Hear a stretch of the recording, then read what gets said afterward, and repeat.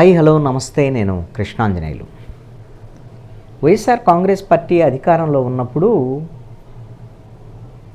Telugu Desam, Janasena, BJP నాయకుల మీద అప్పటి ప్రభుత్వము అప్రజాస్వామికమైనటువంటి చర్యలకు పాల్పడింది, దాడులకు పాల్పడింది. పార్టీ కార్యాలయాల మీద దాడి, అదేవిధంగా చంద్రబాబు నాయుడు కుప్పం పర్యటనకి వెళ్తే దాడి, అంగళలో చంద్రబాబు నాయుడు మీద రాళ్లదాడి, జగ్గేపేటలో రాళ్లదాడి, లోకేష్ యువగళం పాదయాత్ర సందర్భంగా రాజమండ్రి మిగతా చోట్ల వైఎస్ఆర్ కాంగ్రెస్ పార్టీ జెండాలు తీసుకుని వచ్చి దాడులు చేయటం, ఇవన్నీ కూడా ఇంత అప్రజాస్వామికమైనటువంటి చర్యలు ఏంటి?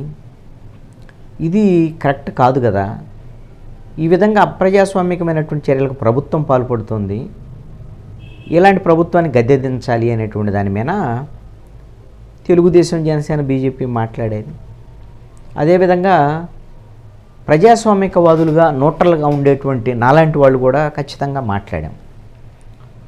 అప్పుడు పవన్ కళ్యాణ్ని నోవెటల్ హోటల్లో నిర్బంధించడం, ఆయన ప్రోగ్రాము విశాఖపట్నానికి వెళ్తుంటే విశాఖపట్నం ఎయిర్పోర్ట్ నుంచి వెళ్ళే సమయంలో దాడి, వాళ్ళ మీదనే కేసులు నమోదు చేయటం, ఇవన్నిటి మీద అప్పుడు ఈ విధంగా ప్రభుత్వం మొత్తము తన చేతుల్లోకి తీసుకొని ఈ విధంగా అప్రజాస్వామిక చర్యలకు పాల్పడటం ఏంటి అనేటువంటి దాని మీద పార్టీలన్నీ గగ్గోలు పెట్టాయి. అప్పుడు ప్రతిపక్షంలో ఉన్నటువంటి పార్టీలన్నీ తెలుగుదేశం, జనసేన, బీజేపీ కూటమితో పాటుగా సిపిఎం, సిపిఐ పార్టీలను కూడా వాళ్ళను కూడా నిర్బంధకాండ ప్రయోగించినటువంటి పరిస్థితి ఉంది.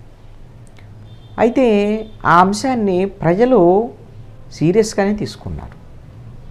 ఇంత అప్రజాస్వామిక చర్యలకి అధికారంలో ఉన్నవాళ్ళు పాల్పడకూడదు అనే దాని మీద సీరియస్గా తీసుకున్నారు. కాబట్టే 2024 ఎన్నికల్లో వైఎస్ఆర్ కాంగ్రెస్ పార్టీకి 151 నుంచి మధ్యలో 5 తీసేసి 11 మిగిల్చారు. కనీసము వాళ్ళకు ప్రతిపక్ష హోదా రావాలి అని అంటే 18 అసెంబ్లీ సీట్లు కావాలి, అవి కూడా లేవు. జగన్మోహన్ రెడ్డిని ప్రతిపక్ష హోదా కూడా లేకుండా అసెంబ్లీకి రావాలంటేనే భయపడేటువంటి విధంగా చేసినటువంటి వాళ్ళు ఎవ్వరు అంటే ప్రజలు. ఆ విధంగా అంటే అప్రజాస్వామికమైనటువంటి చర్యలని మాత్రం ప్రజలు అప్పటికప్పుడు వాళ్ళు దాన్ని విమర్శించకపోవచ్చు, బయటికి మాట్లాడకపోవచ్చు, ఏమైనా చేయొచ్చు, కానీ ప్రతి అంశాన్ని గుర్తుపెట్టుకుంటారు అనే దానికి ఎన్నికల్లో వచ్చినటువంటి ఫలితాలు ఇందుకు నిదర్శనం.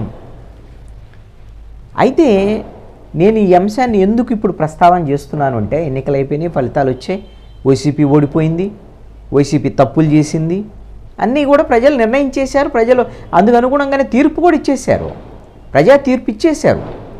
మరి ఇప్పుడు ఎందుకు మాట్లాడుకుంటున్నాము అని అంటే, ఇప్పుడు ఎన్నికల ఫలితాలు వచ్చిన వెంటనే ఫలితాలు అలా వచ్చాయో రాలేదో ప్రభుత్వం ఏర్పడక తలికే వైఎస్ఆర్ కాంగ్రెస్ పార్టీకి సంబంధించినటువంటి వాళ్ళ మీద దాడులు, కొన్ని హత్యలు, వ్యవహారం, ఎన్నిటి మీద ప్రతిపక్ష నేతగా జగన్మోహన్ రెడ్డి రోడ్డెక్కి గల్లీ నుంచి ఢిల్లీ వరకు అసలు మొత్తం రెడ్ బుక్ రాజ్యాంగం నడుస్తుంది, ఇదేంది, ఇది ఇంత అన్యాయం ఏంది అని ఢిల్లీ వరకు కూడా ఉద్యమం చేశాడు. సరే, ఆంధ్రప్రదేశ్లో రాష్ట్రపతి పాలన పెట్టాలి, అసలు ఈ ప్రభుత్వం ఉండకూడదు అనే డిమాండ్ని ఎవరు ఒప్పుకోలేదు. కానీ ఈ విధమైనటువంటి దాడులు అయితే మాత్రం ఈ ప్రభుత్వం వచ్చిన తర్వాత, మరి గత ప్రభుత్వంలో జరిగిన దాడుల్ని ప్రజాస్వామిక చర్యలుగా అందరూ భావించినటువంటి ప్రజాస్వామికవాదులు ఇప్పుడు జరిగేటువంటి దాడులను కూడా ప్రజాస్వామికవాదులుగా అందరు ఖండిస్తున్నారు. సరే, బయటికి మాట్లాడకపోవచ్చు చాలామంది, ప్రభుత్వాన్ని మేము మనకెందుకులే అనేటువంటి దాని మీద ఎవరైనా కామ్గా ఉండొచ్చు. ప్రతిపక్షంలో ఉన్నట్టు వైఎస్ఆర్ కాంగ్రెస్ పార్టీ అయితే కామ్గా ఉండదు కదా. అందుకనే వాళ్ళు వాళ్ళ స్థాయిలో జగన్మోహన్ రెడ్డి ఇప్పుడు ఓదార్పు యాత్రలు చేస్తున్నాడు, అదేవిధంగా కొన్ని చనిపోయినటువంటి వాళ్ళ కుటుంబాల పరామర్శలు ఇవన్నీ జరుగుతున్నాయి. ఢిల్లీ వరకు ఉద్యమం వరకు వెళ్ళింది. ఇప్పుడు తాజాగా జరుగుతున్నటువంటి పరిణామాలు మరింత ఆందోళనకు గురి చేస్తాయి. ఏమిటి అని అంటే, పెదకూరపాడు మాజీ ఎమ్మెల్యే నంబూరు శంకర్రావు, ఆయన గుంటూరులో నివాసం ఉంటాడు. ఆయన పెదకూరపాడు నియోజకవర్గానికి ఎమ్మెల్యేగా పనిచేశారు 2019 నుంచి 24 వరకు. పల్నాడు జిల్లా పెదకూరపాడు అంటే అమరావతి మండలం, క్రోసూరు, అచ్చంపేట, అదేవిధంగా బెల్లంకొండ, పెదకూరపాడు ఈ మండలాలు పెదకూరపాడు నియోజకవర్గంలో ఉంటాయి. ఇప్పుడు కృష్ణానది పరివాహక ప్రాంతం పెదకూరపాడు నియోజకవర్గం. మరి కృష్ణానది వరదల వల్ల నష్టపోయినటువంటి వాళ్ళు, భారీ వర్షాల వల్ల నష్టపోయినటువంటి వాళ్ళని పరామర్శించడానికి మాజీ ఎమ్మెల్యేగా నంబూరు శంకర్రావు వెళ్తుంటే ఆయన వెళ్ళటానికి అంటే ఆ నియోజకవర్గంలోకి అడుగు పెట్టడానికి పల్నాడు జిల్లాలోకి అడుగు పెట్టాలి అని అంటే అమరావతి మండలం లేమల్లె దగ్గర అది సరిహద్దు అన్నమాట. అక్కడికి వెళ్ళేసరికల్లా మొత్తము తెలుగుదేశానికి సంబంధించినటువంటి నాయకులు అందరూ వచ్చి నంబూరు శంకర్రావు అదేవిధంగా వైఎస్ఆర్ కాంగ్రెస్ పార్టీకి సంబంధించినటువంటి నాయకుల కార్ల మీద దాడులు చేయటము, మీరు రావటానికి వీలు లేదని అడ్డుకోవటము నియోజకవర్గంలోకి ఇవన్నీ. అంటే ఇప్పుడు ఓడిపోతే మాజీ ఎమ్మెల్యే వాళ్ళ నియోజకవర్గానికి వెళ్ళటానికి లేదా, బాధితులు పరామర్శించడానికి లేదా, వాళ్ళకి ఆ స్వేచ్ఛ లేదా? ఒకవేళ ప్రజలకు ఏమన్నా ఇబ్బంది ఉంది, ప్రజలకు వైఎస్ఆర్ కాంగ్రెస్ పార్టీని అంగీకరించలేదు నాయకులు, మీరు రావద్దని అంటున్నారు, ప్రజలంటే ఒక అర్థం ఉంటుంది. తెలుగుదేశం వాళ్ళు అడ్డుకోవటము, కార్ల మీద దాడులు చేయటము, దీన్ని ఏమనాలి దీన్ని? అదేవిధంగా మొన్న పేర్నాని గుడివాడ పోతే పామర్ ఎమ్మెల్యే కైలా అనిలు, అదేవిధంగా పేర్నాని మాజీ మంత్రి గుడివాడ వెళ్ళారు. ఎవరో ఒక సోషల్ మీడియా కార్యకర్త మీద ఏదో కేసులు పెట్టారంటే ఆ పోలీస్ స్టేషన్కి వెళ్ళిన నేపథ్యంలో అతను ఎక్కడున్నాడో తెలుసుకొని తెలుగుదేశం జనసేనకు సంబంధించినటువంటి కార్యకర్తలు వెళ్ళి ఆ కార్ల మీద దాడి చేసి వాళ్ళని వెంటాడినటువంటి పరిస్థితి. అరే అంటే ప్రతిపక్ష పార్టీలకు సంబంధించినటువంటి వాళ్ళగా మీద ఈ విధమైనటువంటి దాడులు చేసేటువంటి ఆ హక్కు మీకు ఎవరిచ్చారు అసలుకి? మీకు ప్రజలు ఇచ్చింది 164 సీట్లు అసెంబ్లీ సీట్లు, 21 ఎంపీ సీట్లు ఇచ్చింది మీకు మంచి పరిపాలన అందించడానికి, దాడులు చేయడానికి కాదు కదా. అదేవిధంగా రాయలసీమలో తాడిపత్రి మాజీ ఎమ్మెల్యే పెద్దారెడ్డి, అసలు పెద్దారెడ్డి ఎలా వస్తాడు నియోజకవర్గానికి చూస్తాను అంతు తేలుస్తాను అని జేసీ ప్రభాకర్ రెడ్డి ఆయన సవాళ్ళు వేసటం, పెద్దారెడ్డి వస్తే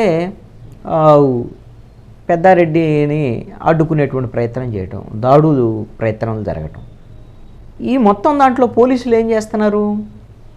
పోలీసులు ప్రేక్షక పాత్ర తప్ప ఇంకోటి కానే కాదు. అయితే ఇప్పుడు నువ్వు పెద్దారెడ్డిని ఎలా సపోర్ట్ చేస్తావయ్యా? పెద్దారెడ్డి ఆయన అధికారంలో ఉన్నప్పుడు, ఎమ్మెల్యేగా ఉన్నప్పుడు, వైసీపీ అధికారంలో ఉన్నప్పుడు జేసీ ప్రభాకర్ రెడ్డి ఇంటి మీదకి పోయాడు కదా. మరి జేసీ ప్రభాకర్ రెడ్డి వాళ్ళు ఇంటి మీదకి వెళ్ళి దౌర్జన్యం చేసి రౌడీజం చేస్తేనే కదా వైసీపీ ఓడిపోయింది. జేసీ ప్రభాకర్ రెడ్డి వాళ్ళు ఇప్పుడు వీళ్ళంతా అధికారంలోకి వచ్చింది తెలుగుదేశం ఎందుకు వచ్చింది? పెద్దారెడ్డి ఆ విధంగా రౌడీజం చేశాడని, అదేవిధంగా అంగళల్లో పెద్దిరెడ్డి రామచంద్రారెడ్డి రౌడీజం చేయించాడని చంద్రబాబు నాయుడు మీద వీళ్ళందరూ రౌడీజం చేశారు, చేయించారు కాబట్టి వైసీపీని ఆ విధంగా ఓడిపోయినటువంటి పరిస్థితి ఉంది. దాన్ని వ్యతిరేకించారు అందరూ కూడా ప్రజాస్వామికవాదులు. అంటే వాళ్ళు అలా చేశారు కాబట్టి మేము కూడా ఇదే చేస్తామనేటువంటి దాని మీద తెలుగుదేశం జనసేన బీజేపీ కూటమి అనదలుచుకున్నదా?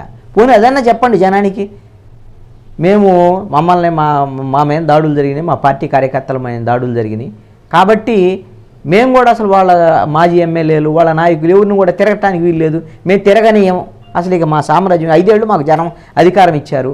పోనీ అలా అంటారా? అనండి పోనీ. దీన్ని ప్రజాస్వామ్యం అంటారా? జగన్మోహన్ రెడ్డి అంటున్నారు ఇది రెడ్ బుక్ రాజ్యాంగం నడుస్తుంది, రాజ్యాంగం నడవట్లేదు. జగన్మోహన్ రెడ్డి ఏమో ఆయన అధికారంలో ఉన్నప్పుడు ఇష్టారాజ్యంగా చేశాడు, ఏది పడితే అది చేశాడు, ఇష్టారాజ్యంగా చేశాడు. ఇప్పుడేమో శుద్ధపూస మాటలు మాట్లాడతాడు జగన్మోహన్ రెడ్డి, అది వేరే విషయం. ఇప్పుడు జగన్మోహన్ రెడ్డితో కాదు కదా సమస్య. ఒక మాజీ ఎమ్మెల్యే తన నియోజకవర్గంలోకి వెళ్ళటానికి, ఒక పార్టీకి సంబంధించినటువంటి నాయకులు వాళ్ళ నియోజకవర్గాల్లో తిరగటానికి అడ్డుకుని ఇంకొక పార్టీ వాళ్ళు అధికారంలో ఉన్న వాళ్ళు అడ్డుకోవటం అనేది సరైనటువంటిది కాదు.